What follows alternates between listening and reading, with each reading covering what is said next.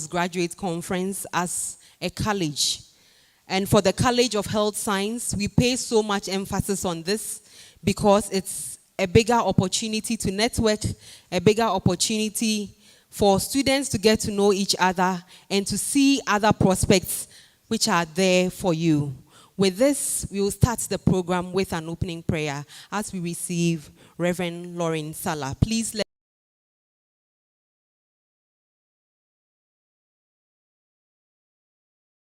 Thank you very much.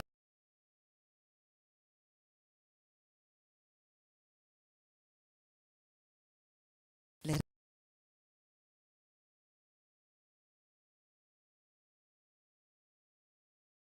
this new day. We cannot start the day without thanking you for your grace and mercies. We thank you and praise your name. We start our day by asking you to be a part of this program, the second annual Postgraduate Conference 2024.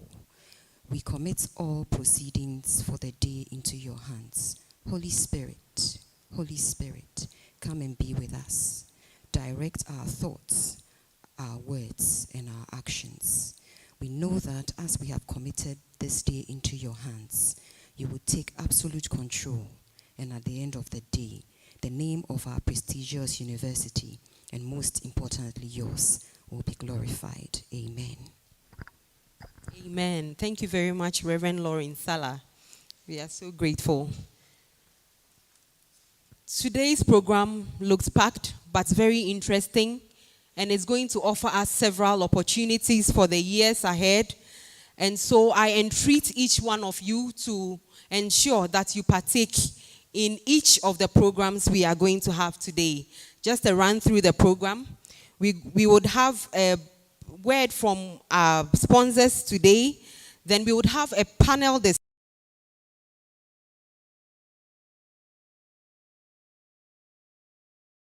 Go for our parallel sessions for presentations. Then we go for lunch, and at 4 p.m. we shall be here for the presentation of prizes and the provost's final comments. I would like to acknowledge the presence of the conference chair, Professor Alexander Debra. We are so grateful. Please let's applaud him. We also have in our presence Professor Faye. Please, shall we acknowledge him? We have Professor Peku Ebisei also in our midst. I call him the young professor. Then we also have our own scientific teacher.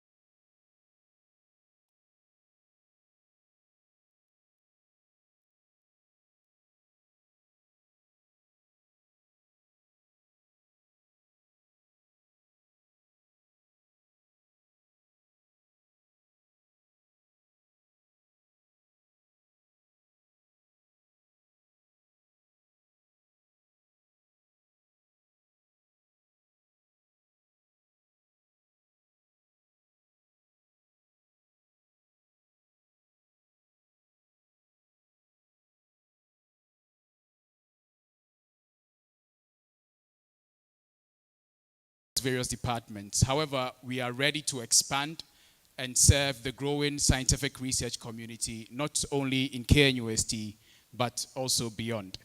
So I'm sure even as I was going through my presentation, there are a number of us who may relate to the challenge and the struggle of effectively finding all your consumables in one place and being able to, in a timely fashion, carry out your research endeavors. So please be our guests at our website, www.grsc.store. Do go through the catalog of products that we have listed on our website. In the event you have specific requests that you do not find on the website, you have the option of making the request, and a number of our consultants would serve you accordingly. We have a number of our contacts also listed on the website.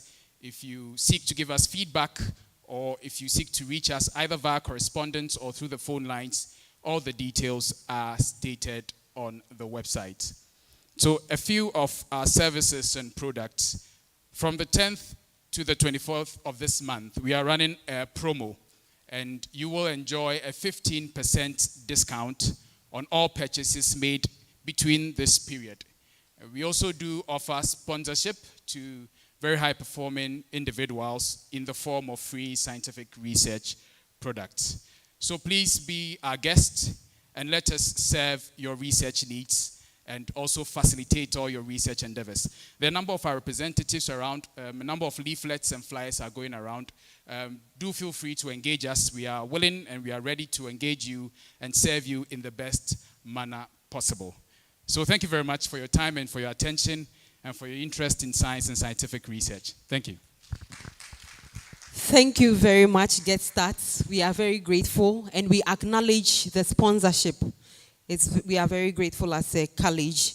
The theme for this postgraduate conference is harnessing postgraduate research to achieve the sustainable development goals. I'm sure by now you know all the 17 goals because it's been sustainable development goals and we are almost in 2030. So it's very good we are discussing this morning. I'll be joined this morning by very seasoned panelists from each of the schools within the college this morning. I would like to introduce them as they join me one after the other on stage. And we are going to have a very useful discussion pertaining to the theme of this conference. Our first guest and panelist for this day is a PhD pharmaceutical microbiology student from the School of Pharmacy and Pharmaceutical Sciences. Ladies and gentlemen, the only lady panelist, Miss Millicent Sewa Mafo Ojiri. Please, let's welcome her with a round of applause. Thank you. She will be joined by Dr. Derek Edu Asari from the School of Veterinary Medicine, Department of Pathology, MPhil Integrative Pathology. Please, let's give him a round of applause. Also joining them is Ebenezer Asori Baba from the School of Nursing and Midwifery, who is studying MPhil Nursing. Please, a round of applause. We also have Nab Justine Tibaliana Martha from the School of Public Health, studying MPhil Health System Research and Management. Our final panelist is Mr. James Grant from the School of Medical Sciences, MPhil Immunology. Please, a round of applause. So I present to you your panelists who will be having a wonderful discussion with me this morning. So please enjoy.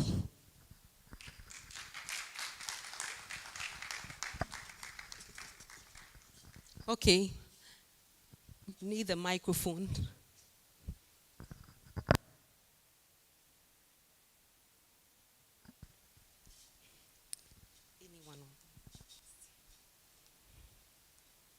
So the main point of discussion is on our theme, harnessing postgraduate research to achieve sustainable development goals.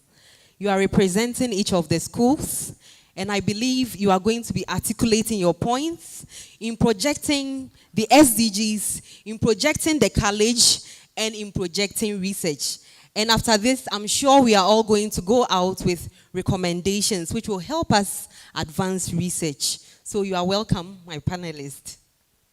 I'm Princess Echampong. I'm the only princess within the college, and I'm honored to moderate this session. Thank you very much. Okay, so how is postgraduate education? A question, just a simple question here before we start. For you, how has it been? Any one of you? Ladies first.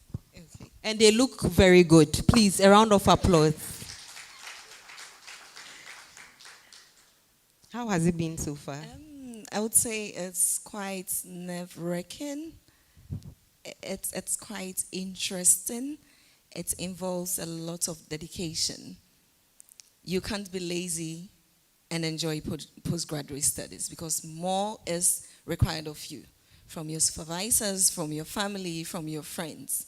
So when you're coming in for any postgraduate study, you should be prepared. It is work. Great. Thank you very much. I love the statement, it is work. Good. So we go on to our main discussion. First, I would like to know how you students, postgraduate students from this college, can contribute to achieving universal healthcare coverage as outlined in SDG 3, particularly in underserved communities. Yes, from the School of Nursing, you are serving a lot of communities, so we would like to hear from you. Okay, thank you very much. I believe before we can address this issue, we have to identify the root cause of the problem. And then that has to do with unequal distribution of amenities and opportunities in the system. So as a postgraduate student or postgraduate students, I think the first step we can, or what we can do, is to believe in the entrepreneurial skills we have gotten here, and then believe that we are able to, or will be able to identify available opportunities regardless where you find yourself in the country. So as a postgraduate student or postgraduate student, I believe that, or I would entreat that we should accept posting to wherever we find ourselves. And in our own little way, try to brighten the very corner we find ourselves to attract other colleagues to join us. Let me follow up on this question. You are saying you should accept posting to the rural communities and underserved communities. Yes, please. In this age of brain drain, when everyone is running away, you are telling everyone to accept postings. Say something convincingly to tell us why we should stay and accept the postings. Yes, I still stand by my point, because just as we have opportunities, sometimes even in code, non-existent opportunities in the cities, you can equally identify opportunities within the villages and harness on that to brighten that corner, which will even attract more students to come there. So yes, we are told there are opportunities in the cities, but sometimes they are non-existent. You only get there to realize that what you were looking for is not there. Yes. Wow, I love the statement. Brighten the corner where you are. Yes, even in the underserved communities, you can brighten the corner. Anyone wants to add how we can advance the SDGs in underserved communities? Yes, shall we listen to vet medicine? Thank you very much for this opportunity. I would like to take off from where my brother ended. There's a saying that goes that the grass is greener where you water it. So, are we saying that the grass is greener outside the country? Why don't we water our place? Why don't we think of research works that are cutting edge in nature, that will focus on having the community backing? Because sometimes we want to do research works that are mind-blowing, we understand. But then we end up having findings that when we now get to communities in Ghana that we want to implement our research findings, it becomes very difficult. So then, why don't we focus on the fact that, yes, the cutting-edge research, but it should focus more on the local community. How can we develop our health systems? How can we develop what the communities are used to, that we can make it better? And I think when we do that, we'll make the grass greener where we are and we'll enjoy it. Wow. These are postgraduate students from the College of Health Science. I'm sure supervisors here, and if the provost were here, he will be nodding his head in pride and excitement. Thank you very much. Would you like to add to that? I would like to add on to what he was saying. So in order for us to even identify what problems are in the communities, we have to avail ourselves as students to go in there and study what the problems are. Then we can find innovative ways of addressing them. So we have to set ourselves apart to go out for outreaches, try to get to the ground, find out what the problems are. Then we'll be guided in what to look out for in terms of research. Great. The discussion is getting interesting. We are getting to know what is happening at the community level so that we can help them. So we move on. What role, this one directly to Ms. Millicent, what role should pharmacy students play in promoting access to essential medicines and combating antimicrobial resistance in alignment with the SDG 3, which talks about good health and well-being? Okay, so I think I believe, and it's a fact, every nation has an essential medicine list.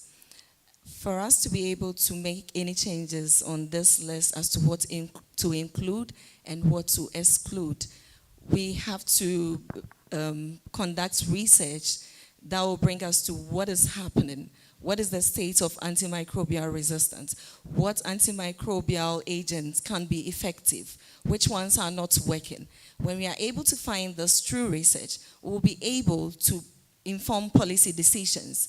That comes a long way to influence how medications ought to be distributed or acquired. Secondly, we as students can also go on to, as I was saying earlier on, go out for outreaches. We need to go to the communities, find out how they are using these antimicrobial agents, and then educate them on the right ways to do that. For all we care, we may assume they know how to use it, but they don't. And then we know what the effect can be if they are not able to use it the right way.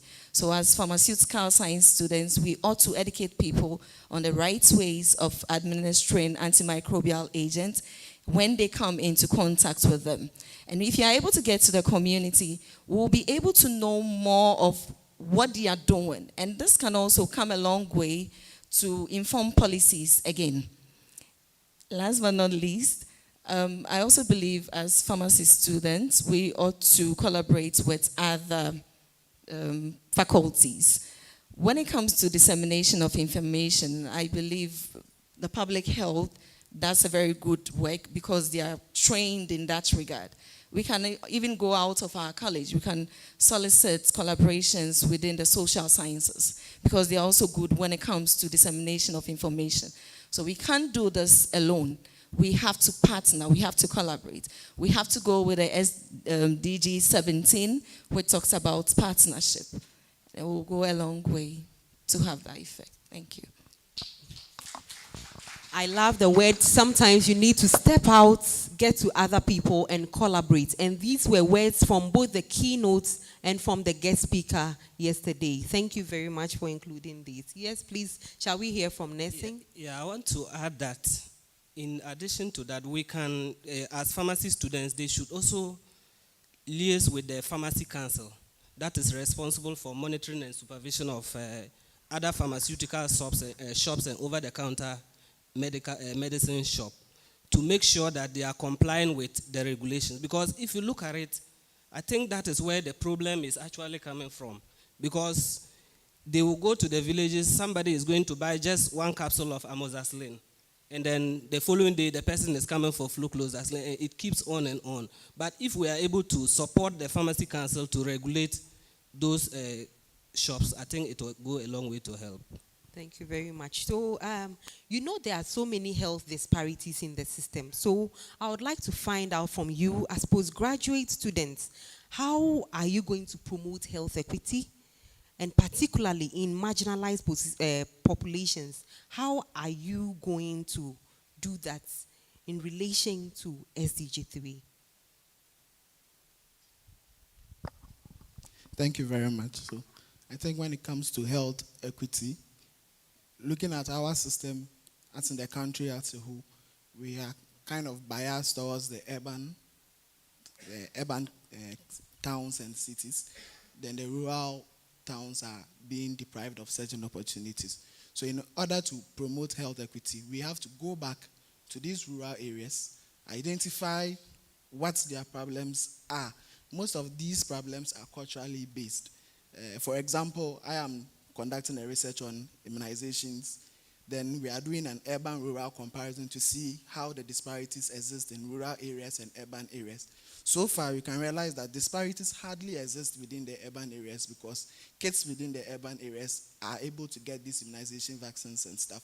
But when you go to the rural areas, even transportation to the chief's compound is difficult for them. So these things promote the disparities within the health system. So when we go there, we identify these problems, then we come up with possible solutions, recommend them to policymakers, then they can now go, then bring up solutions to support these rural areas.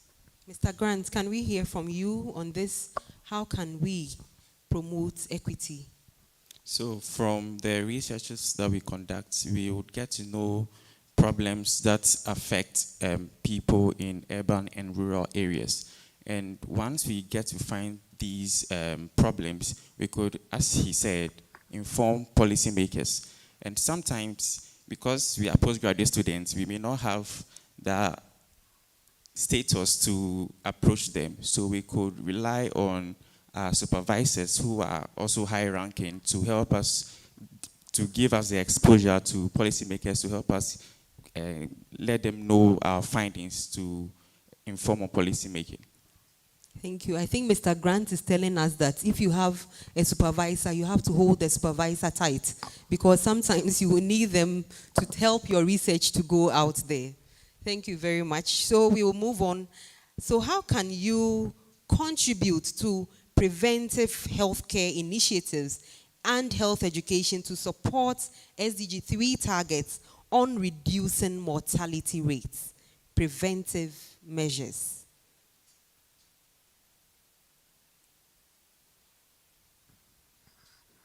So I think when it comes to preventive measures in reducing health mortality, we coming from the School of Public Health, it's one of the things that we do most often.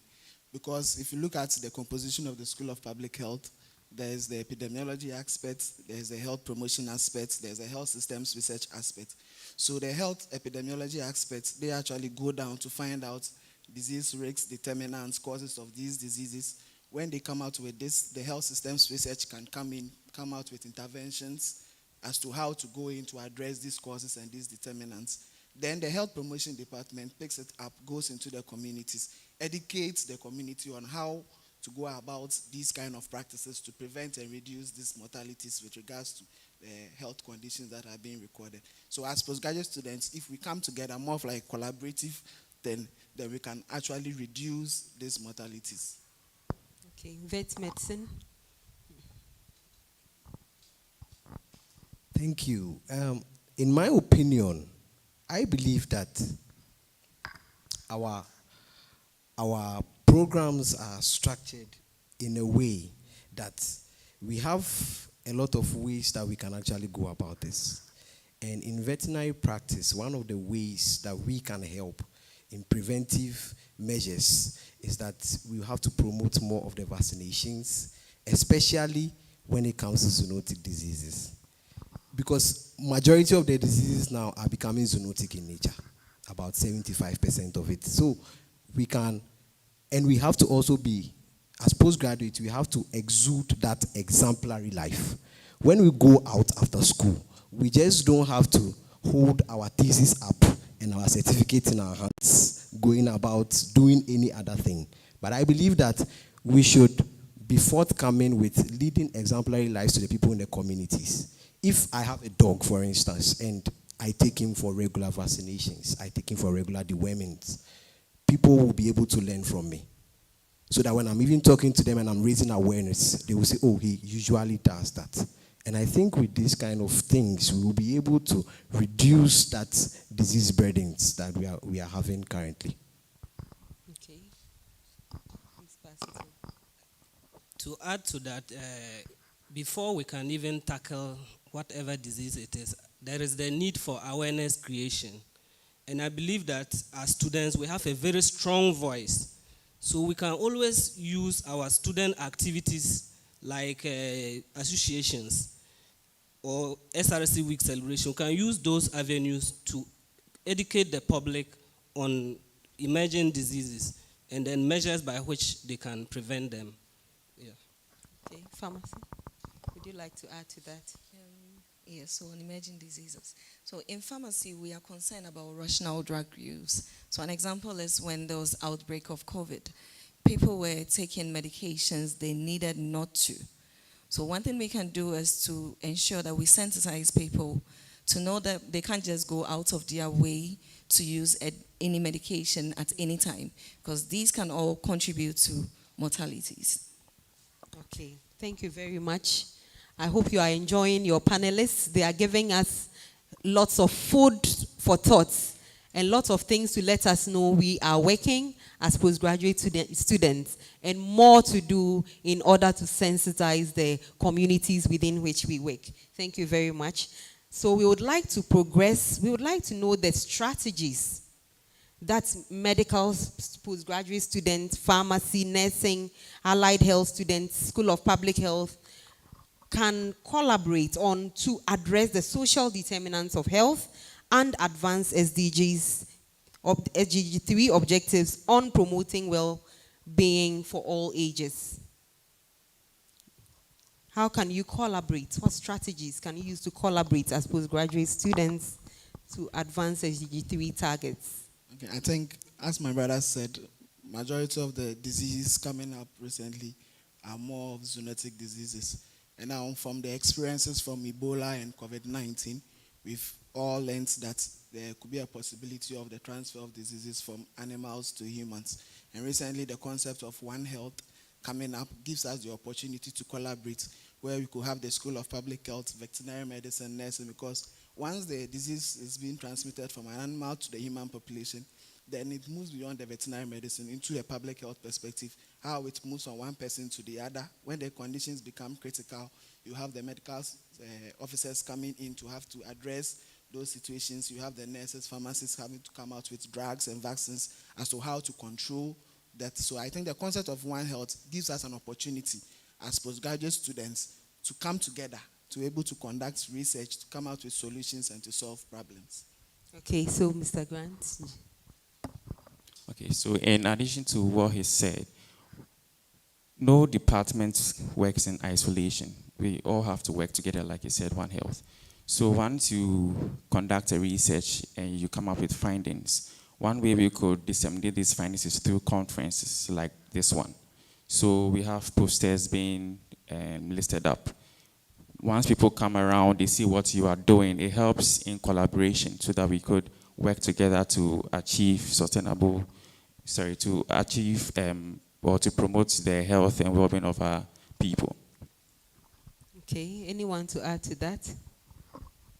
Yes, just to add to what my good friend said, the collaboration should, the research, I think the future now is collaborative research. Because if you, a nurse, you think you are comfortable with Quali, then let's say School of Public Health, they are comfortable with Quanti. I say, okay, you are Quanti, I'm Quali. The world has moved beyond that. It's about time I get to know, or I should be interested in what is happening in that Quanti, that public health is always Quanti. He should also be interested in what is happening in the nursing, that almost all nurses are trying to be qualitative. With that, we will get to know ways by which we can team up and together solve the problem. Because yes, we will have our public health, we will have our nursing, but the disease will always be the same disease. Thank you. I want to add something little. This is more of a suggestion. I suggest that going forward, as my brother rightly said, collaborative research. Can we get to that point where we can have a student working on a project, but you have one supervisor, let's say from veterinary medicine, and you have one supervisor from medical school? So that we can now have that synergistic ability to look at the the quantum of research that we can do and how we can spread our tentacles to cover the One Health concept that we want to do. Because honestly, One Health is the way to go. And I feel if the college moves towards that direction, I feel it will help us to be able to do collaborative research in our school. Interesting. We are getting to know so much. I'm sure some of you are hearing One Health, you are hearing different things. And the nursing school panelist is saying that stop saying quali is for us. Now do quanti. Try to merge. Very good comments out there. I would like to use this opportunity again to acknowledge our sponsors, ASIB Company Limited, PAP Noble Ventures, Incas Diagnostics, Multineck Company Limited, and of course, GWAC. We are very grateful to the German West African Center for Global Health and Pandemic Prevention. Also to Spectra Company Limited and Get Start Company Limited. If you just entered, we are having a panel discussion on the theme of this conference. So we continue. Thank you very much, panelists, so far. We're going to get into another aspect of the discussion. Okay, so now we would like to know, you are doing so much research. You wanted to land in policy making, etc. So how can you, as College of Health Science students, engage in advocacy and policy making to ensure that healthcare systems are sustainable and resilient in line with SDG 3's aim to strengthen the health systems? Yes, from School of Public Health, shall we hear you? Advocacy and policy making. I think when it comes to advocacy, we as postgraduate students barely have the exposure. So what would actually help us to involve ourselves in advocacy is our lecturers, our supervisors, in the situation where they find themselves attending conferences, seminar, they should try and pull along some of their students to such conferences, give their students the opportunity to present in such seminars and conferences so that the students get to present their findings out. So for example, in the School of Public Health, last year myself and my colleagues, we had the opportunity of going for the policy dialogue, the national policy dialogue, where we discussed about the exodus of health workers and its implications on the health system. Some of my colleagues had the opportunity to present their findings to policymakers. What were the pull and push factors which would largely influence policies that will be made to actually curb that. So if we want to actually involve postgraduate students in advocating, then it means that we have to give them the opportunity. We have to place them at a position where their findings can be sent out to policymakers so that they could make decisions out of that. Okay. With this, I think we should applaud the College of Health Science for also pulling together an annual postgraduate conference. Please, a round of applause. Yes, and to add to what my brother rightly said, I would also want to take the opportunity to actually appreciate the Dean of the School of Veterinary Medicine and the lecturers in the School of Veterinary Medicine. Because now we know that there's something ongoing called Animal Welfare League. This was started by the bigger people, and they handed it down to the students, and they are carrying it on. Last 2 years, for instance, the Dean of School of Veterinary Medicine actually tagged me along to go for AfroNet One Health in Accra, where I had to present a research finding that we did, which was we were looking at knowledge of medical students, veterinary medicine students, and then other people with regards to when it comes to zoonosis, which by God's grace, the paper is already out. So it's something that is helping. So in that case, we are able to meet people that really matter in the helm of affairs when it comes to policy. So that in the near future, when we also get to that point where we want to champion the cause of ensuring that the SDGs are really put in place and policies are done, we are able to get it because at least we have built some connection within the days past. Thank you very much. Oh, thank you. That's very good. There was a shout out for Prof. Emeka and his team. Let's applaud them for tagging students along. And I love that. If you want to really move on, the exposure is also very necessary. And so we come again to say that your supervisors are relevant to take you there. So please keep your supervisors tight. They also show you the way to progress with your research. Thank you very much. Does anyone have anything to add to that in terms of advocacy and policy? What can you as students do? I really want to hear. Mr. Grant, what can you do more in terms of advocacy?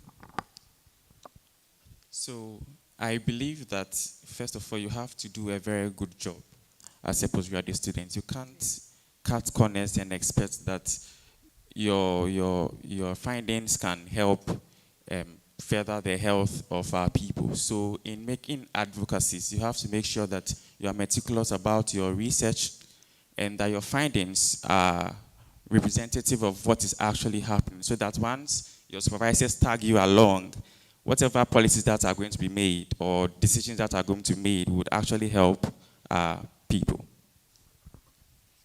Very good. Don't cut corners. Yes. So I think I would like to add something on. Almost everybody here has a phone.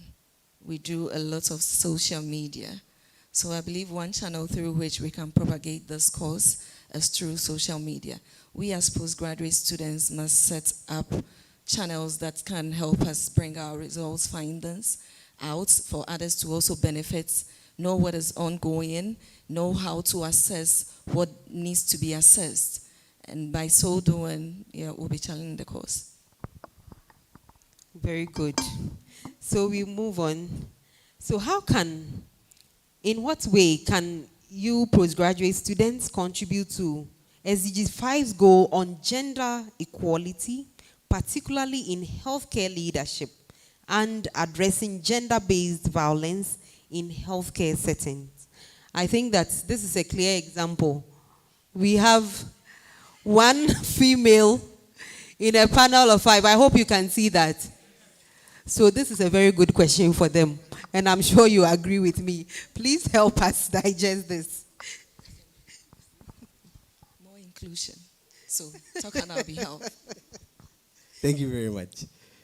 I think as postgraduate students, some of us have the opportunities to relate with undergraduate students, right?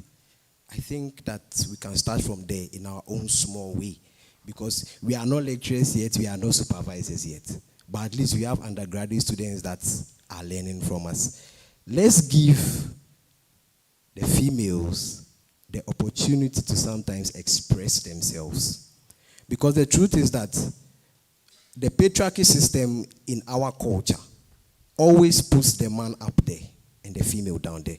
But let's give the females that opportunity, because I believe that females have a touch of things that a man does not have. The truth of the matter is that a man was made from clay, we get it. A woman was made from a bone, which is the rib. So definitely there are some situations they can survive that a man will not be able to hold it. I get it. So please, let's start from the undergraduate level, the people that we are in touch with. Let's give females that mentoring opportunity so that at least we can see what they have within them. Because it will shock you that when you go to the lab, in lab work, females are more meticulous than the males. Even in pipetting, you will see that they pipette it gently. You understand? So that is how, let's give them the opportunity. Let's not always turn to the men. Yes, the men, we can survive on our own in certain ways, but let's give the women the opportunity, and I think we can do better here. Thank you. I think many women are saying, God bless you for saying that. I could see a lot of nods in the crowd. Yes, thank you very much. Okay, I would like to use the opportunity to admonish the females to also open up. Because if opportunities are presented and you don't take them up, I don't think you will get to where you want to be. I'm sure if the introduction has started from School of Nursing and Midwifery, most of you would have expected a female to come and sit down. Is that not it? Yes. So if I hadn't taken up that opportunity to go into nursing, I don't think I would be found here. So I admonish the females to also open up. When opportunities present themselves, don't leave it for only the guys. You can do it. Use the I can do spirit, and I'm sure you achieve greater heights. Very interesting, yeah. Public health. Okay, so when it comes to gender equality, from the let's say from the look of things, realize that it's the men that are dominating most of the activities. But one thing, as we push for the female empowerment and pushing females into certain positions, we shouldn't also do that at the neglect of the men. Because if you as a lady or as a woman, you decide to go up there without the men supporting you, as you go there, then they bring you down. But if you have the support of the men, so it must be like a collaborative thing. If, as a woman, you are competing with a man to get there, you know the men can do a lot of things to bring you down. But if you collaborate with them, so it's more of like a mutual understanding. The men understand that the women have to get there. The women to understand that they have to get there. Together, we can all reach there. But we shouldn't make it look more of like a competition. Because if we make it more of a competition, it becomes another story. But if it is more of like togetherness, the men are going, they look down, the women are down. No, let's come back. Let's pick the women with us. Then we move together. Then that helps us reduce this gender inequality. Secondly, we together, both gender, male and female, should advocate for policies that empower women. I'm saying this with regards to the affirmative action bill. We realize that as students, we are quiet on it, but this bill helps to promote women, to place them, because the old affirmative bill says 10% of women in leadership positions. We are talking about health leadership positions here. But the new one says that up to 40% of women should be involved in our leadership position and policy making. So if this bill, we push for it to come into existence, we could have women in various health positions. That will also help reduce this gender equality thing. That was very good. Before Mr. James Granton comes in, I think that we would need to interrogate further the things the men can do to pull the women down if you are Yes, we would need to find out. We are all doing research, and so we need to find out these strategies. After this, we will interrogate him. Dr. Princess, I think pregnancy is one. When you see you go there, we impregnate you, then we withdraw you down, then we go up.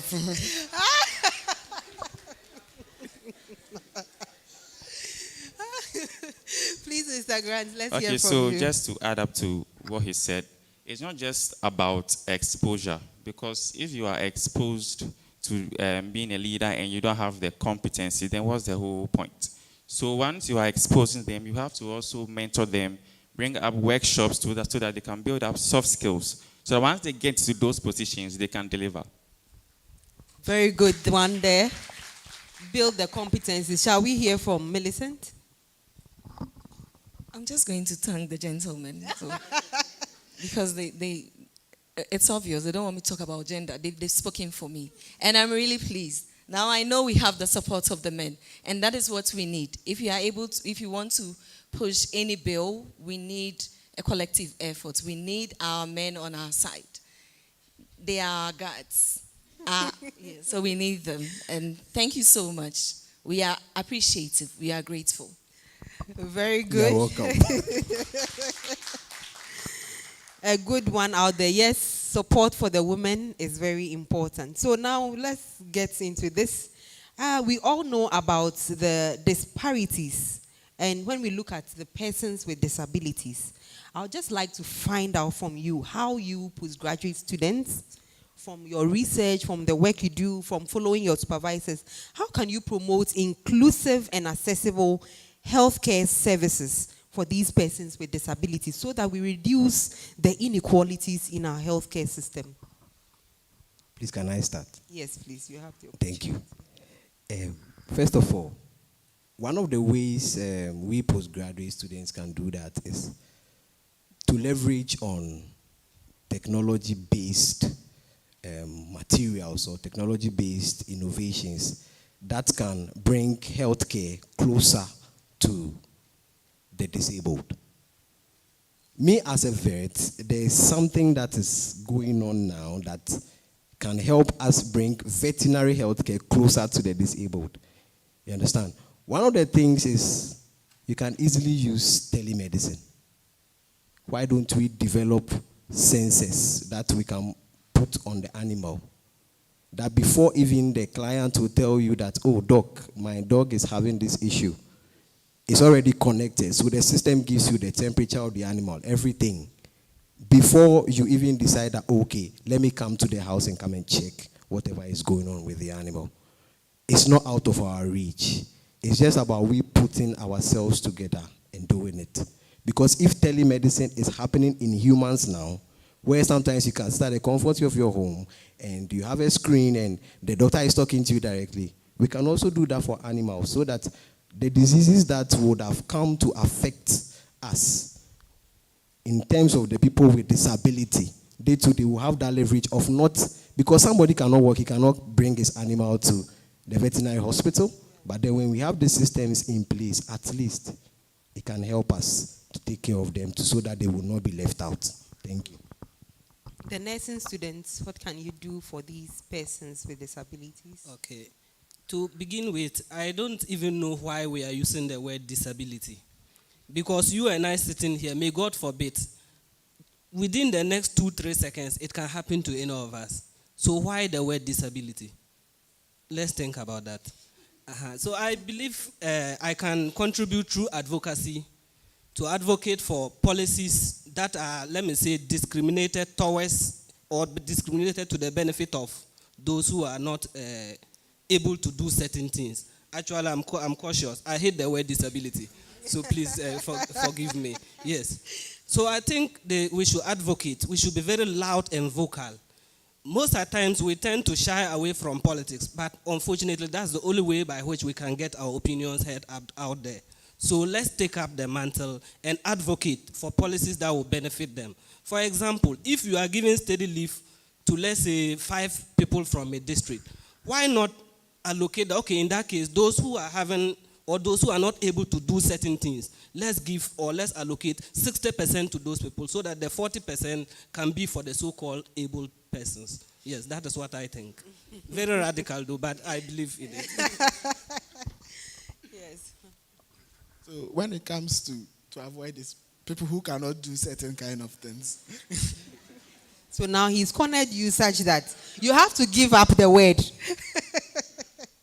I think, like my brother said, providing them with assistive devices is one of the ways that we can go. He looked at it from the animal perspective. I'm looking at it from the human perspective. So recently I've realized that we've seen students on campus with assistive devices that is helping them move around, being able to go for lectures. We've had some of their colleagues assisting them. They've been transports from them, I think from the MasterCard building to their various colleges. These are systems that are being placed to help them. So as postgraduate students, when we find people with this kind of disabilities, we shouldn't neglect them. As much as we can, we should try our possible best. Sometimes when you're at the college, or let's say, for example, College of Science, you find some of them struggling to get into the elevator. They are trying on their own to get into the elevator. Just go, you help the person into the elevator, get the person to the classroom. Then you can proceed with whatever you are doing. And in such, you help them. They feel like being part of us. It gives them that inclusivity that they need. Then it makes them feel that, oh, even though we are not able to do this, at least we still belong to a family, or we still have people supporting us. And that will help in whatever they are doing in their life. Okay, James. So, with me, I would like to commend the College of Health Sciences, because one way they are pushing for bridging the gap is the introduction of sign language. So once medical professionals graduate and they start working, once you have a mute or a dumb person coming to see you in your consulting room, you learn sign language here in KNUST. So you can effectively communicate to the person. So I believe introducing certain courses that teach how to effectively communicate with people with disability. Persons with disabilities. Yeah, persons with disability would go a long way to bridge the gap. Thank you very much. I think I like this, and we are very graced here to have Professor Anthony Edusei here, because he has been a champion for persons with disability in Ghana and beyond. Please, let's acknowledge him. I'm sure he's excited to hear that sign language at the college level, everyone is getting to know it. And it's good to hear the comments coming from the students themselves that it's a very good thing that has been introduced. And with this, we urge you all to learn, because you need to get to all these people to help us get them to access healthcare easily. So thank you very much, and for bringing the issues of assistive devices. Please, shall we hear from you? Comments on facilities. I wouldn't want to use disability, I would go with impairment. So in a case where we have visually impaired students, I believe it will be ideal for them to have a Braille library so that they can get access to every documentation they need in Braille. So in order not to let it look like you need to be able to read with your eyes to be able to access a library, they should have their own library, make it very conducive and easy for them to participate in everything that goes on campus. I think that is very good. And I know there are so many scholarships which are also advancing the cause of persons with disabilities.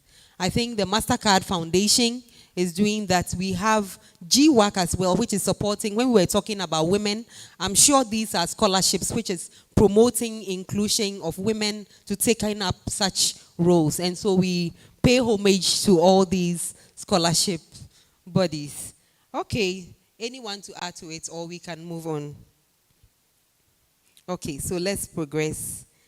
So we would also like to know innovative approaches that medical, pharmacy, nursing, and allied health postgraduate students can collaborate on to address emerging global health challenges, such as pandemics and climate-related health impacts in alignment with SDG 3. Shall we hear? How can you collaborate? Okay. For me, from the veterinary perspective, I have identified a few things, but I'll go with one of them, which is my major one that I'm interested in. That both veterinary, public health, medical, pharmacy can all work on together. We have a lot of diseases going on. Let's look at cardiovascular diseases, the hypertensions and all that, the anxieties, the depressions. One thing I feel can really help us is what we call the animal-based therapy. How many of us have pets in our homes? Can I see your hand? How many of you feel happy when you get home and your dog runs towards you? Sometimes you are stressed from work, but when you get home, that depression goes down, that pressure goes down. Let's collaborate on research that looks at how we can use animal-based therapy, using the dogs we have, using the cats we have. Let's look at how, if human-animal interaction, how does it affect our well-being? How does it bring down all those hormones that give you the stress? How does it bring it down? You understand? If you look at it, vet school has a pet hotel. Let's look at this pet hotel. How many of you, when you are traveling and you know you have to leave your dog alone, you are scared? Let me see your hand. You are scared, right? But the pet hotel is there. You can just bring your dog there. And then they'll take care of the dog. Going on. And you don't have a problem. It is one of the strategies that we can put in place. And that comes in the aspect of systems and infrastructure. So irrespective of the research aspect, we can also put in place systems and infrastructure that will support us so that as you are enjoying your holiday in Dubai, you will not be too worried about your dog because somebody is taking care of the animal for you like the way you would have done it. So I think these are some of the ways we can go from the veterinary perspective. Thank you.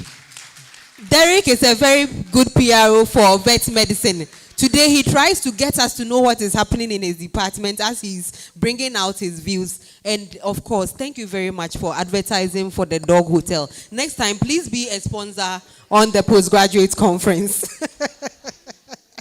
Okay, shall we hear from you? Okay, so one innovative way I think we can do this is having an integrated care model. So in the integrated care model, where we have people from the various levels of care, various areas of care coming together to provide a holistic kind of treatment. So you have the medical officers coming in, you have the nurses on board, you have the pharmacists on board, you have the vets on board. Then we come together, design a holistic kind of treatment where we are not only looking at just one aspect, we are looking at, the doctors are looking at one side, you have the nurses looking at the other side, the public health people looking at one side, the vet looking at the other side, so that together we can provide one treatment based for our clients or something, so that we don't just provide problem-based or let's say problem-specific, just one area, then we neglect the other area. So coming up with innovative technologies or innovative ideas like the integrated care model coming together would also help remedy this problem. Okay, medical school, let's see what innovative approaches you can also bring on board to collaborate with others to improve the healthcare, and then other pandemics or climate-related issues which are coming up. Okay, so I will touch on pandemics. Okay. And you would bear with me that once COVID pandemic hit and the idea of vaccines came about, people were so skeptical. There were so many misconceptions out there that they are giving us chips and all that. So from our end, we could educate them that it's for our benefit because it helps to boost our immune level so that once you get infected, you already have built immunity to combat the disease. So we have to educate our people on vaccination strategies. Okay, nursing, let's hear from you. I would say that we should, as students, we should take those courses we term as borrowed courses very seriously, so that we'll get to know what is happening in other departments and other areas. Yes, that's what I... Okay. Pharmacy, let's hear innovative things you can also bring on board. I'll just take it from the point of collaboration. And I would like to use my supervisor as one such person, Dr. Mrs. Viviane Siapa-Boama. I know she does collaborations with Dr. Bedu and Professor Mrs. Fonjo. So there is this research they are doing on leishmania, where she is looking at the pharmaceutical aspects. Dr. Fonjo, and I think there is one other, Professor Fonjo, and one other doctor from College of Health Sciences. One of them is taking nutritional aspect. One is looking at relatedness of leishmania with malaria. So some people have started. I'm just hoping that other colleges will also take a clue from this and then spread out their tentacles, so that together we will be able to have a holistic, should I say, solution to some of these problems out there. Oh, thank you very much. Do you have anything to add? Okay. I think that you have digested our questions very well and spoken about it. Now I want to ask you very personal questions. What do you a postgraduate student seated here, in the next 5 years, what do you want to contribute to healthcare in order to advance healthcare and well-being in Ghana and beyond? What do you have?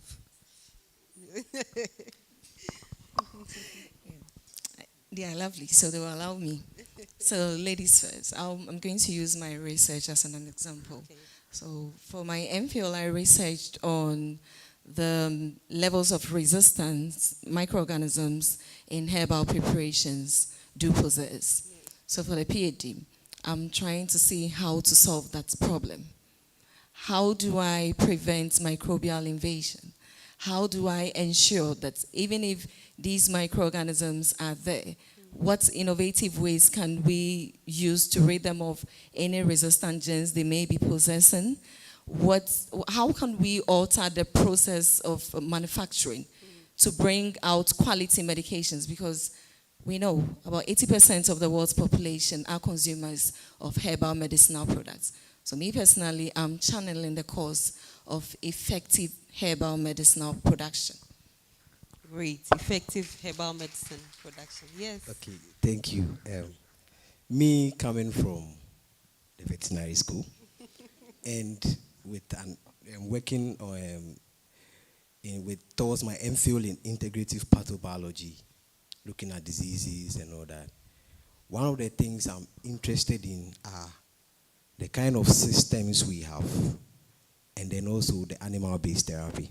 But currently, I'm focusing on the health system, and then the kind of systems we have to prevent diseases. So I'm actually working at the abattoir on a research where we are looking at how, when you have improved quality of personnel who are manning the post to do all the meat inspections that you have to do, and then making sure that you have a good HACCP system in place. We all know HACCP, right? The Hazard Analysis Critical Control Point. If you have it in place, how will we be able to cut down the extent to which zoonotic diseases from the abattoir can get into the public? That's one thing I'm looking at. And it is one way to help to ensure that our healthcare and then the global disease burden goes down. And then the animal-based therapy is for another time. But one of the key things we have to know is that another thing we can do is to look at disease modeling and prediction. This is database stuff, and I trust that sometimes we people in the medical field, we stick to the syringes a lot. We don't want to leave it. Please, at some point, you have to be foresighting. You have to see what is likely going to happen. So I advocate that we try and get into the data aspect of it, the statistics. Let's look at how we can help to predict diseases that are likely to occur. Because I'm sure some countries were able to predict that COVID was going to come in 2019, and they put their systems in place. So we too, let's also build our capacity towards that. And when we do that, I think it will help us as a country. Thank you. Before we go on, there's a car which has blocked others, Toyota Highlander AS549219. AS549219. Please, you are needed outside. Thank you. Please, shall we hear from you as a postgraduate student yourself? You have spoken about everyone yourself. How will you contribute? Okay. I believe in evidence-based practice. So I took up a course in MPhil nursing so as to sharpen my skills in research. So it is my expectation that in the next few years to come, I will be coming out with research findings that will back most of the things we do in nursing. I cannot say go and tepid sponge without knowing the reason why I'm doing the tepid sponging. So that is why I've taken up this course. And I believe that in the next few years to come, I'll be coming out with publications to give evidence to what most of the things we do in nursing. Thank you. Wow. People have ambitions. I hope you also have your ambition. Let's hear from you. Okay, for me, one of the things that motivates me is inequalities.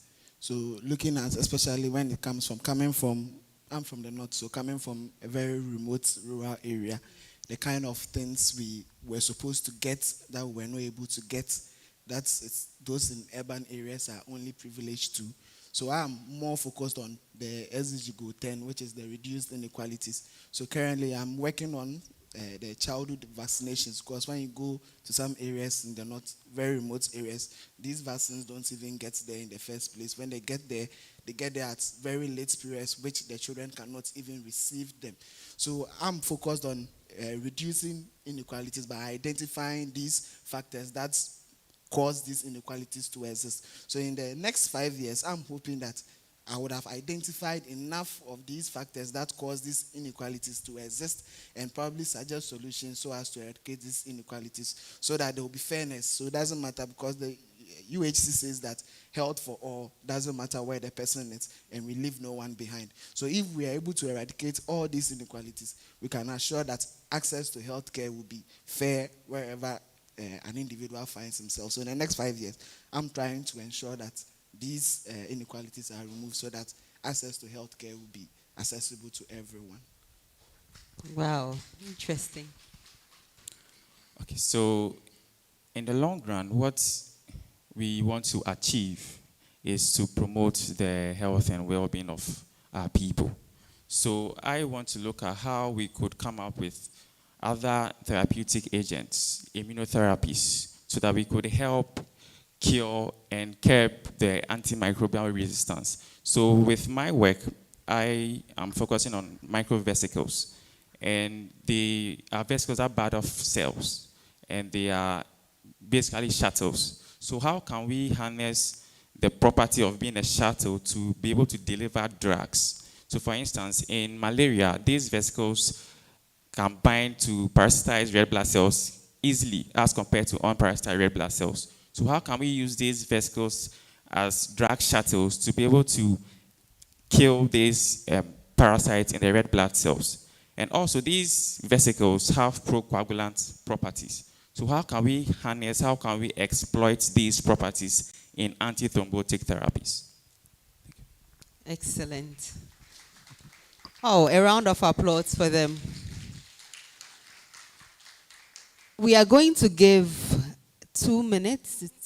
Questions from the audience. I can see Prophet Dusey would have a question.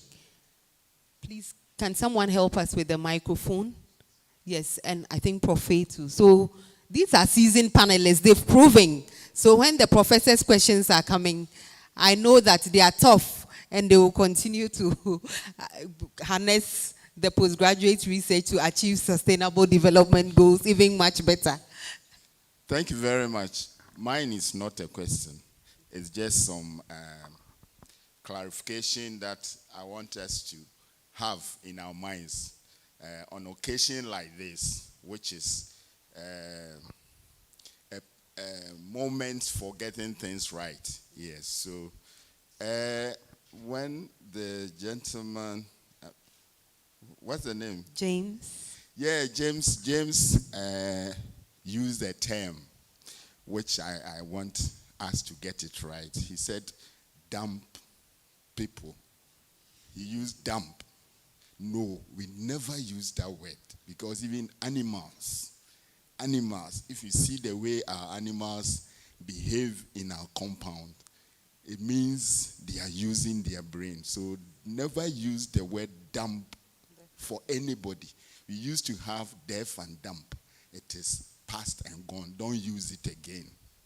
And then the gentleman who was hesitant to use the term disability. I'm wondering what he want to replace it with. You can't replace that term. It is a language. It is language. And I think if we get the understanding right, everybody will come to the bare appreciation of the first point that he made. That all of us, even as we are seated here, we have some disability. Everybody in this room here, as we are seated here. Because get the understanding broad. It's about any time your activity is limited, and you can appreciate that. You can be sick for a few days, your activities are limited, you become disabled. Anytime your ability to participate in any activity in life and you are not able to do it well, your participation is restricted in any way. Like one of the gentlemen said, now in the university environment, people are able to help those with disabilities to get into transport, into rooms and things. They are helping them. Their participation is restricted in a way, and it can happen to everybody too. Yeah, so let's get that one clear. So participation, restriction, activity limitation, they are all disability issues. And then you come to the real thing, which is resulting from more formation. Yeah, so these are issues.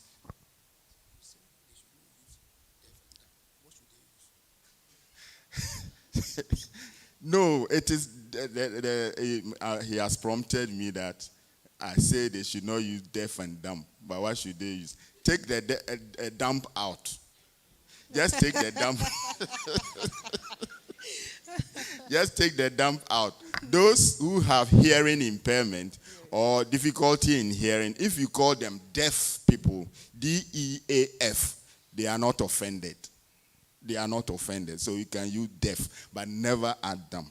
So I want to finish by saying that some of us who have championed the issue of disability on campus here, we sit back with excitement the significant change that has taken place in the university in terms of accessibility. Significant improvement has taken place. And then inclusion of people who have some limitations or restrictions in things. Following the era when disability was introduced to the university, we have had people writing for bigger grants. And in all these grants, they have factored in the area of disability. And that has brought about significant improvement in the lives of such people. And if we are talking about improving accessibility to health care, making sure that nobody is left behind in terms of achieving the universal health coverage, all of us here, we are the key people in the communities.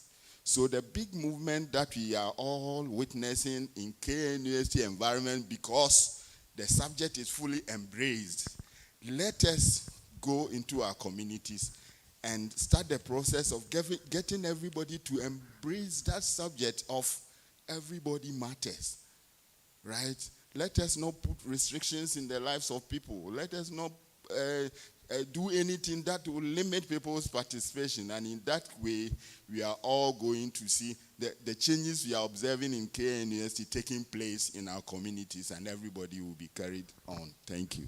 Oh, thank you very much. Very useful information here. We have Prof. Yeah, very good morning to you all. My voice is a bit cracky, but yeah, let me congratulate you. You've done a great job. We're proud to see our own products, coming out with such laudable ideas. And my greatest concern has been the end stage users of whatever we learn. It's easier said than done. And it's important that we come out with innovative approaches, and I'm very happy Tony made mention of the fact that we need to go back to the community. Now, the challenges we have in, for example, how many vets are available? I'm keeping a backyard poultry. And even getting the vets to come is difficult. Number one, because the personnel are not there. So what I want you wonderful graduates to do is to look at various ways that you can get back to the community. Because you see, you started very well that we need to go back to the community and make your small surrounding greener. And so let's find approaches that we can get back to the community. Because all the very nice things that we're saying here, if the endpoint user doesn't really benefit, it becomes just a mere talk. How many of us have gone to the community and educate them on public health, even personal hygiene? How many of us? Okay? So let's be very sincere and committed to whatever we believe in. If not, we won't get to where the Europeans have gotten to. We want comfort. Everybody wants comfort. But do we really take our research back to the community? One Health. So it's important we come up with approaches that will make us go back to where we came from. So that, it doesn't become mere talks. Or when you come to my office, I've trained over 20 PhDs. I'm still training them. But you get hurt.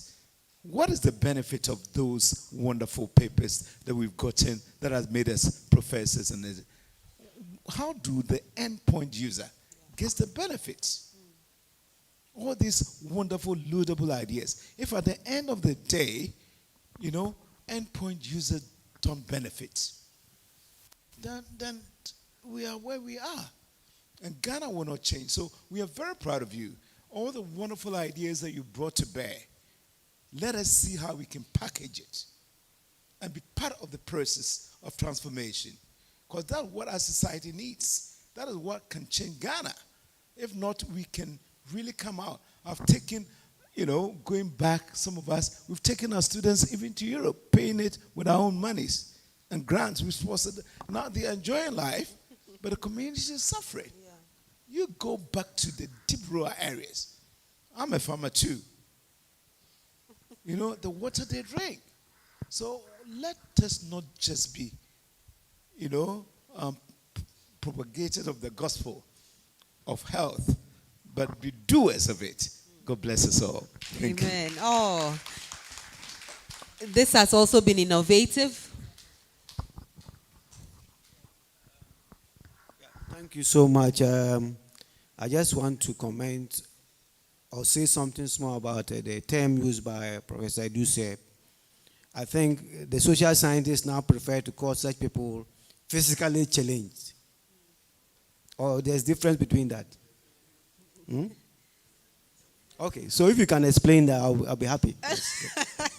I think we will have to open a disability, persons with disability fair, so that we all learn from each other. Today, someone sent me a message whilst we were here that for the first time, they are really beginning to appreciate veterinary medicine in the College of Health Science. And I'm happy this platform is projecting what we are doing in our various schools and seeing the need to even collaborate and appreciate what is going on elsewhere. So thank you very much for the message.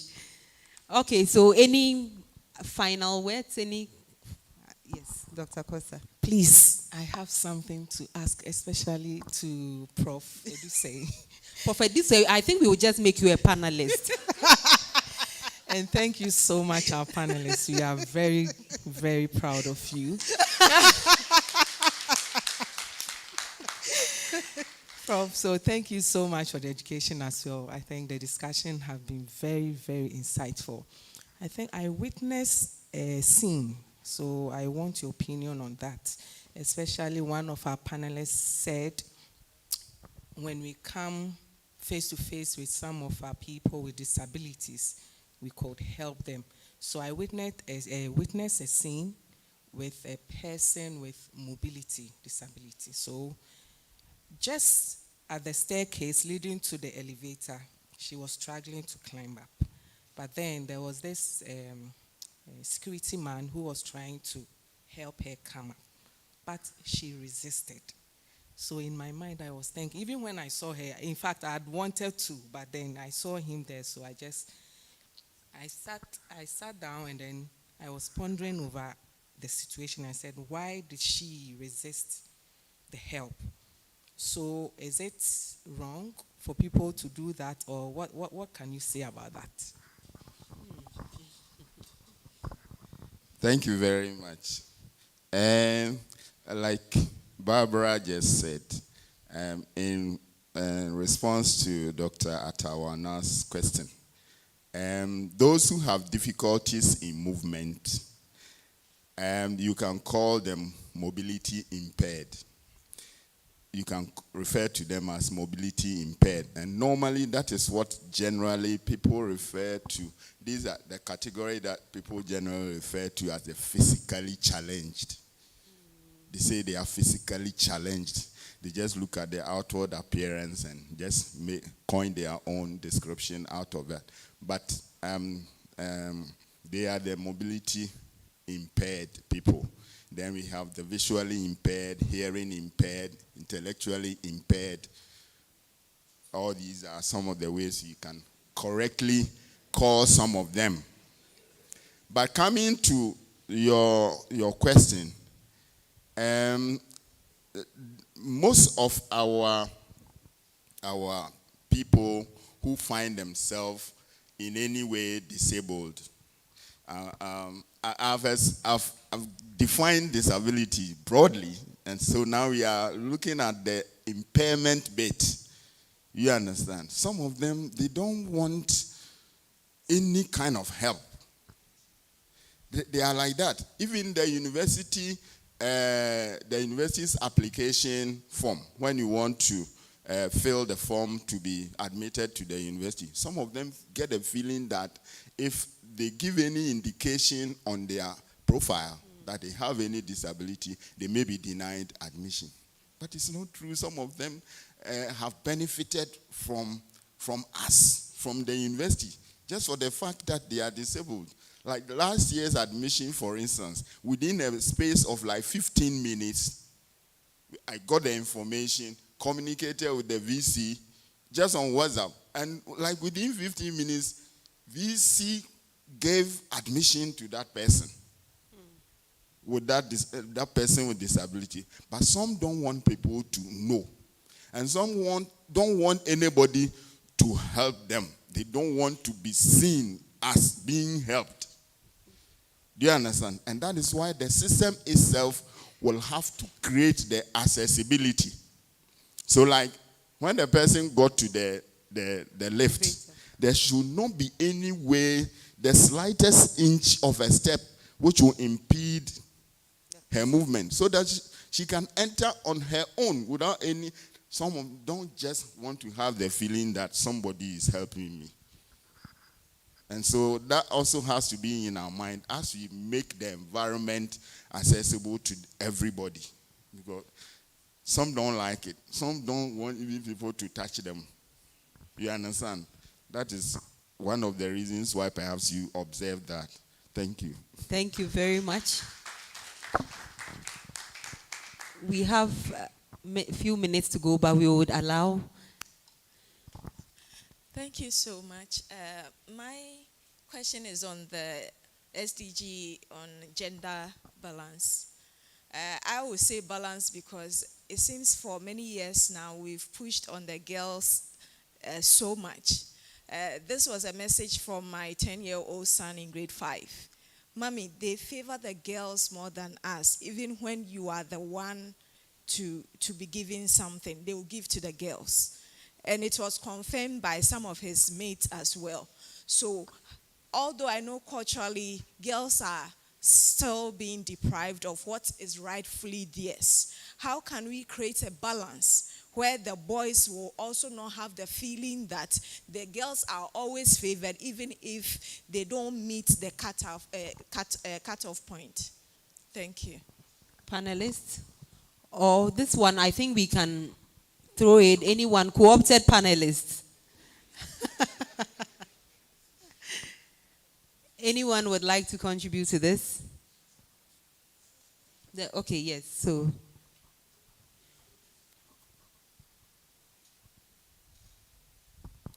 Okay, what I would like to say is that the thing is equity, not equality. If we are able to make a distinction between equity and equality, I don't think we will have much of a problem. So in your child's case, I think it had to do with equality rather than equity. Yes, because okay. Please because if draw the clear lines. If we are able to make that boy understand that we are doing this for the female because of A, B, Z, he would appreciate why they are doing that. But if we are sharing pens in class, maybe he is already having one, and we come to give all the 2 pens to one particular female child, leaving him, he is likely to question why. Is it that they don't like me, or why is it that they are giving all to the female and leaving me behind? But if they should explain that maybe you are a boy, you are capable of doing this, or you already have a pen, but this is the only pen that, or this person is not having, so that is why we are giving the 2 to her. He will appreciate it. Yes, so let's get the distinction. Okay, anyone to contribute to this? Okay.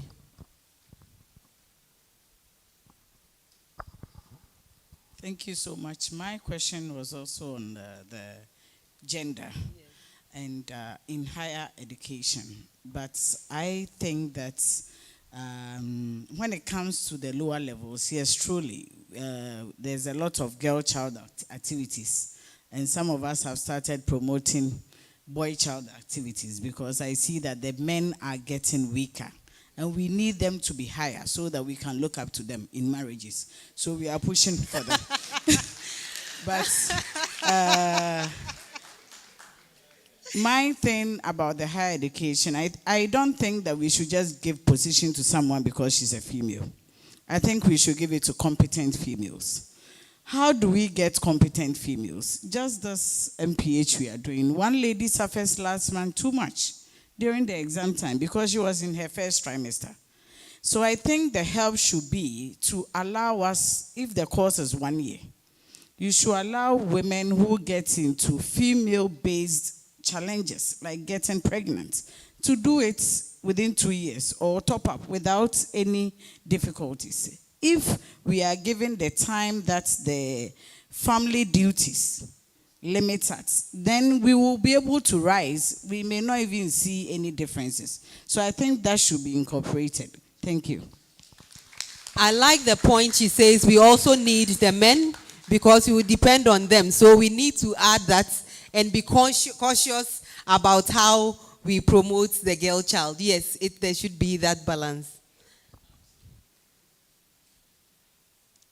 Any final comments? Okay, so I think our audience have been very good, and we have a few minutes to wrap up. So we'll just go back to our seasoned panelists just to promote their various departments or schools which have made them who they are today and have been nominated to speak on their behalf. So we give you a minute to pitch.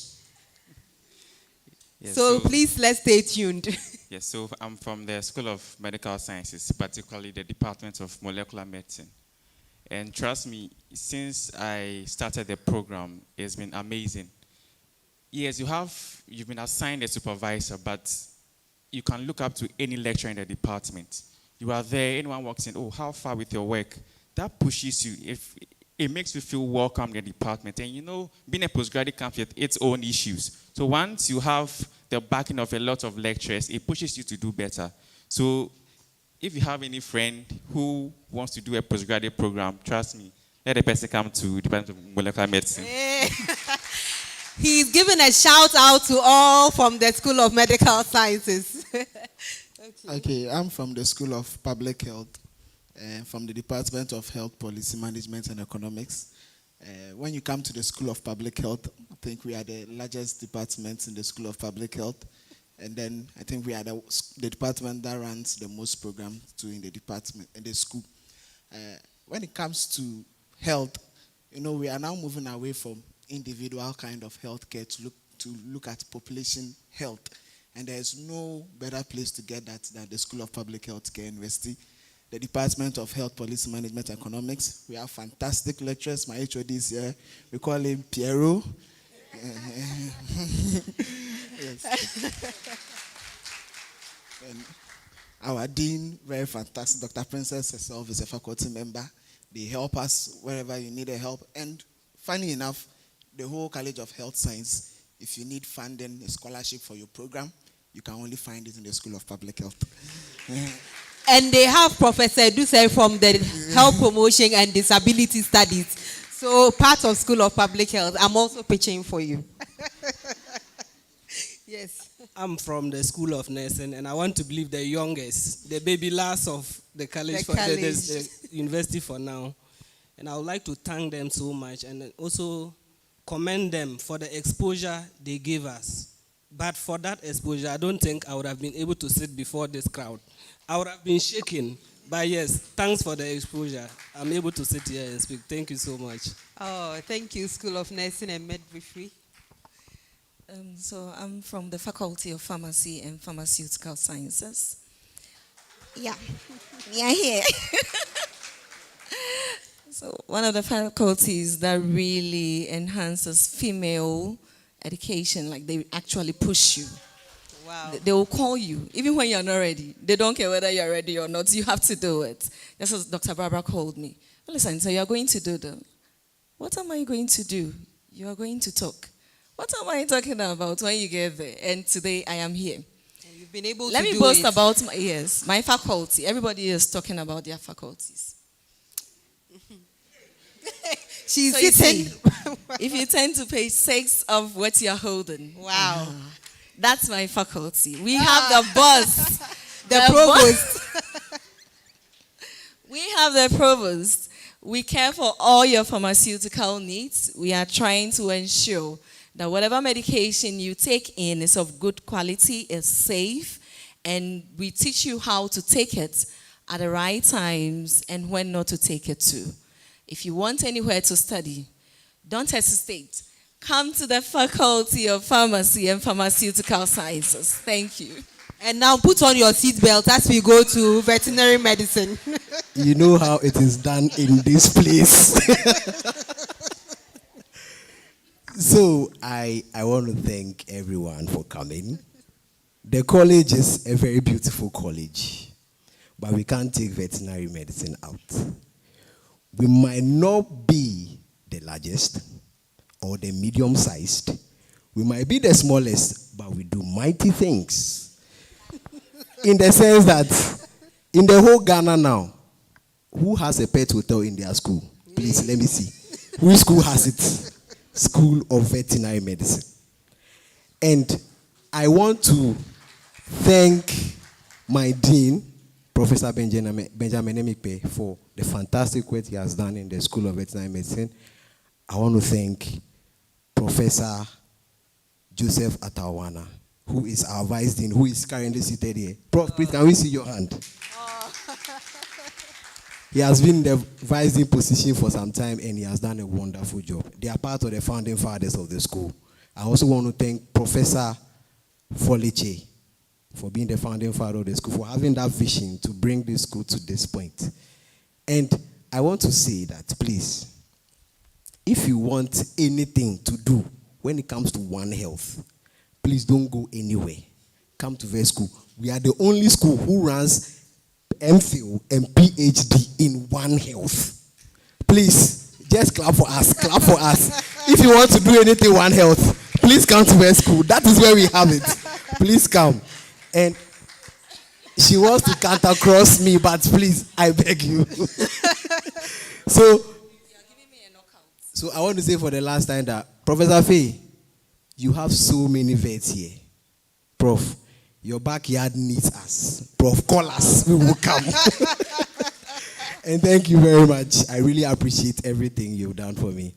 Thank you very much. This gentleman wants to give me a knockout. I have to promote the Vice Chancellor. She is from our faculty. She is from pharmacy.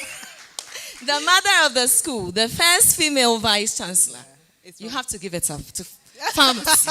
I mean, Thank you very much. It's been a wonderful discussion with Dr. Derek Edu Asari, Mr. Ebenezer Asori Baba, Mr. Nab Justine Tidbaliana, Miss Millicent Sewa, and Mr. James Grant. Thank you very much for contributing to the theme of this program. We are very grateful. Please, a round of applause for them as they assume their seats.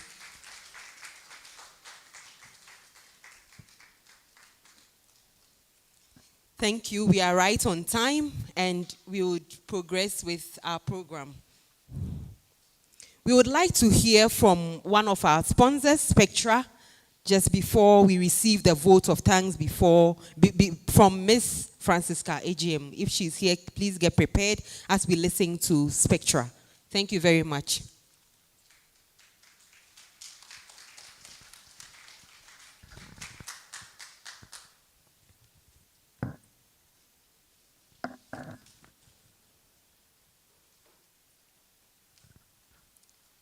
Good morning, everyone, and thank you for the opportunity given to Spectra Health. My name is Aja. My CEO was supposed to be here this morning, but he had an emergency which he needed to attend to, so I was given the opportunity to present, which I am very happy and I'm sort of tensed, because looking at the caliber of people here, it makes me panic a bit. Looking at Prophet Duse, my supervisor, it makes me shiver. And when I turn, and I was introduced by my support system when I was doing my MPH, Dr. Princess. So if they could just go out and let me present. Because it makes me feel as if they will be marking whatever I'm doing here. So somebody should just advise them to see me not as their student, but someone here doing a presentation, so they don't mark whatever I do here. God bless you for the opportunity. The rep from VET, he said something about including telemedicine, veterinary care on telemedicine app. Yes, I'll speak to my CEO and we'll consider that. So maybe, Prof, when you want us to attend to your backyard poultry, you will just be in the comfort of your house, and then you call us via telemedicine. We could see them cocoa, then we give them good treatments for you. This morning, I wouldn't want to waste much of your time, but I want to speak to you about telemedicine. My name is Adra from Spectra Health. I came with Kafui, my technical man, so he will be by me whilst we go through the presentation. Let me begin from the COVID era. During that time, something popped up. It was there, but we found it very relevant at that time.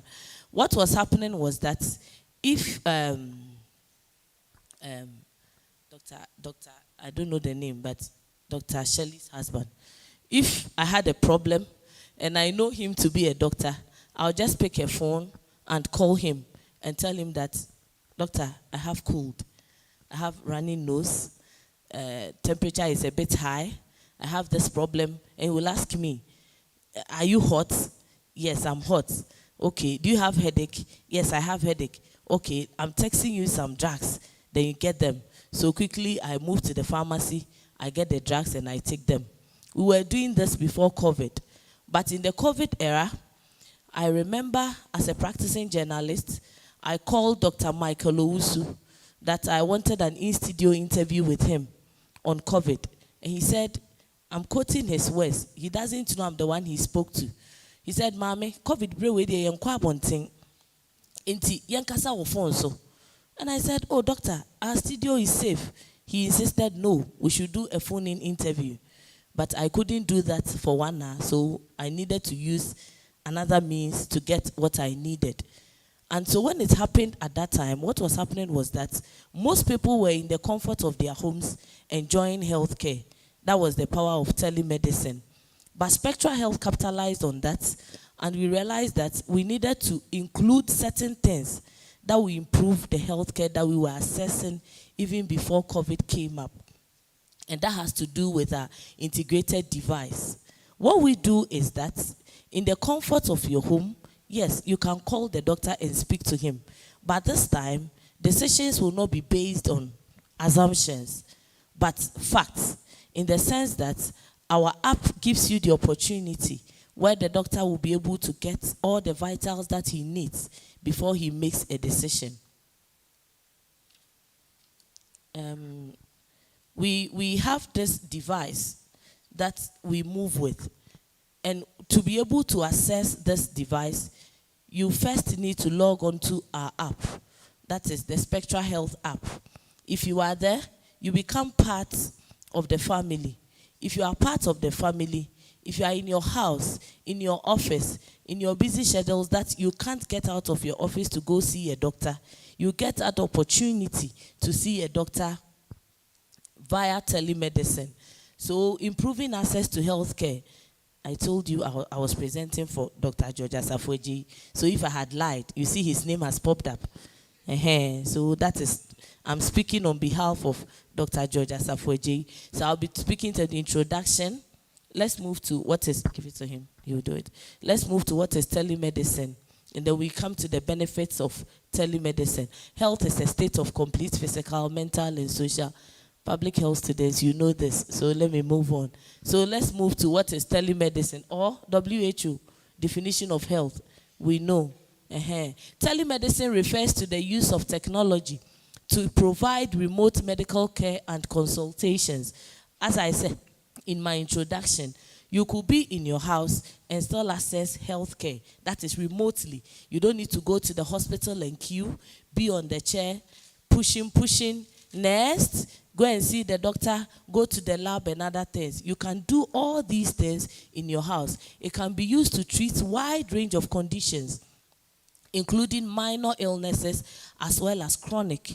Let me underline the chronic conditions. You are diabetic, you have hypertension, you need to go and see the doctor every month. You also have a busy work schedule. Sometimes it conflicts with the time that you need to work. You have to go and see the doctor at 9 a.m. today. The same 9 a.m. you have a lecture, so it becomes difficult for you to marry the two.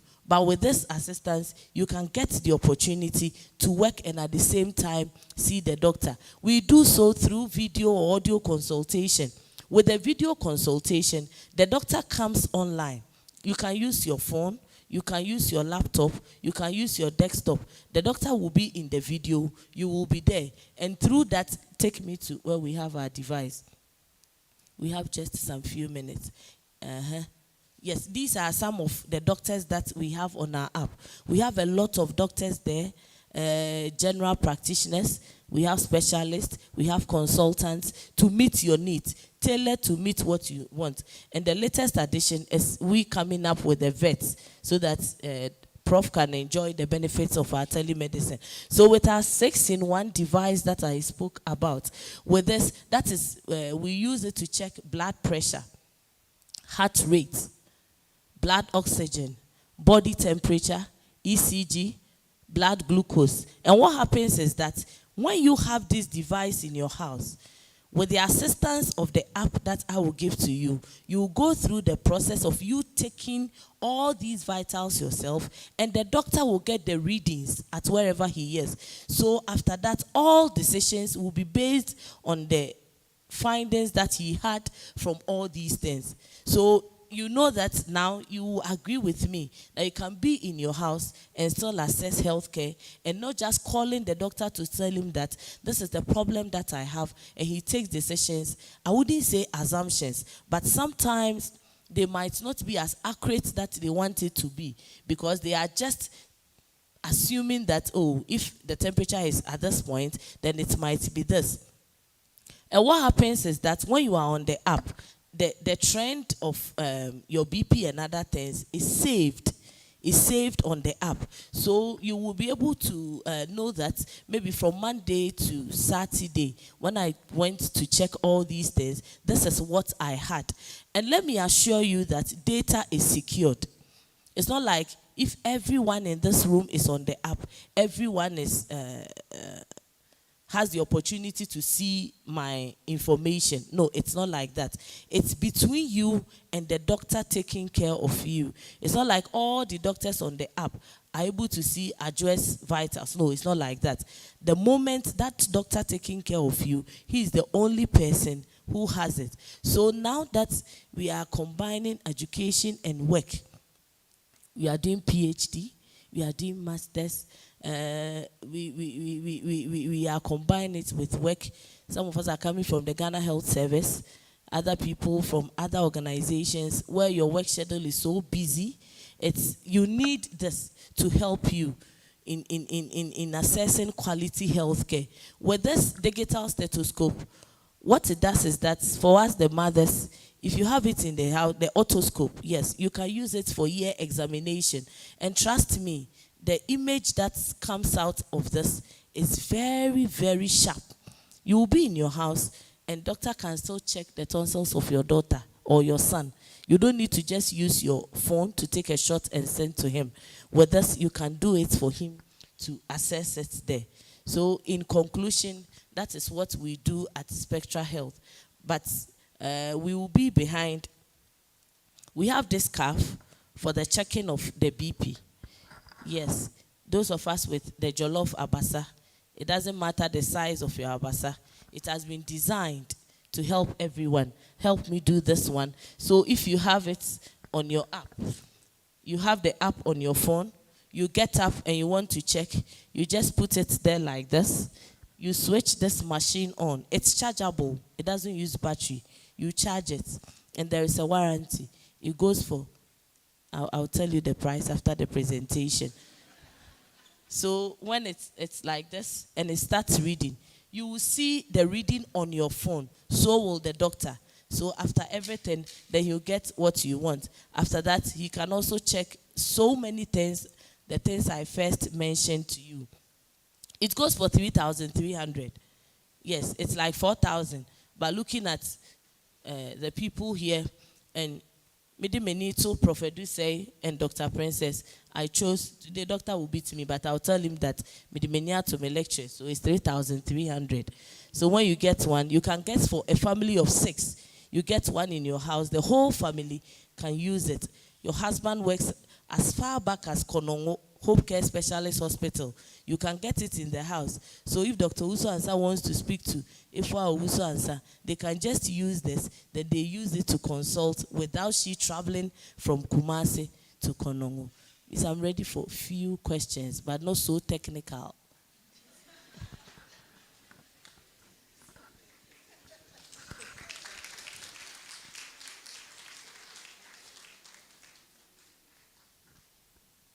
Any question? Yes.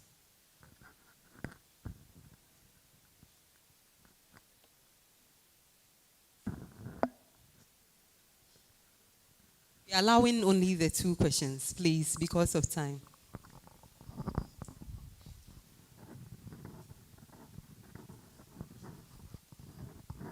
All right, thank you. Please, my question is just simple. Please, I want to know if on your app, a patient is being assigned to a particular doctor, and at what interval will such a person wait online? Probably that doctor is attending to someone. Thank you. What we do is that we already have doctors on the app, but sometimes a family might have a particular doctor that they always go to. We can speak to that doctor to be online, like to be part of the family. So if we do a family package, let me use Dr. Princess, a champon. So we can use a champon family. So when you go to the app, you just click on a champon family. You have your doctor there. That is where he takes care of you, your husband, and your kids. It's like that. And when you want to meet a doctor, you need to give us information. So we have the schedules of the doctors on the app.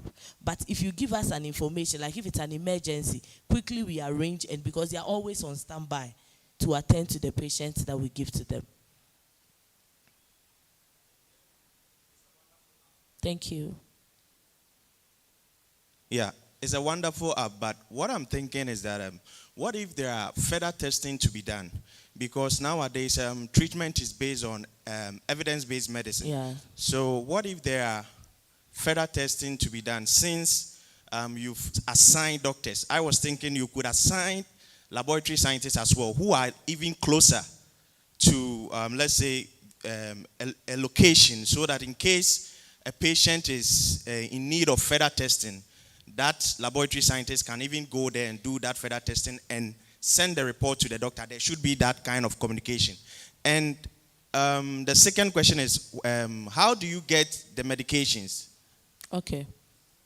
Are you a laboratory scientist yourself? Yes, please. Okay, see me after so that we sign you up. But what happens is that if you need to go for a lab service, we are affiliated to some laboratories.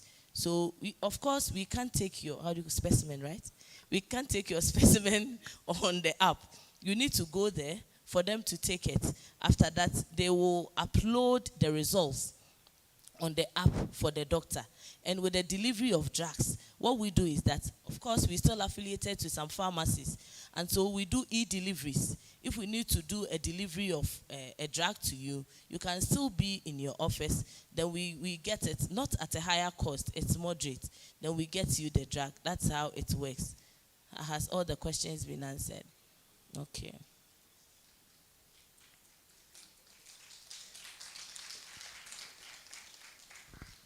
Thank you very much. She didn't add that she's a journalist. So if you don't take care, she will say all that before you know we've all signed for the app before we leave here. So you can see them and ask extra questions. Thank you very much, Miss Ernestina. Thank you very much. She's done very well. Please, let's applaud her.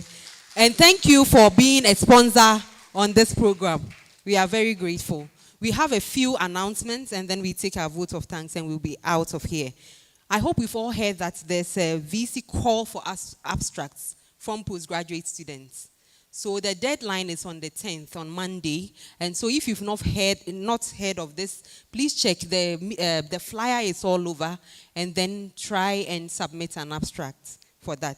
Please, it's been announced that you should not remove your posters because assessors will go around and view what you have put there. You are also urged to stand by your posters during the break for the assessors to engage you right by your posters. And please ensure that you have registered today. Please, so if you've not done that, kindly do so as you are going out. Shall we have Mr. Jim to give us the vote of thanks?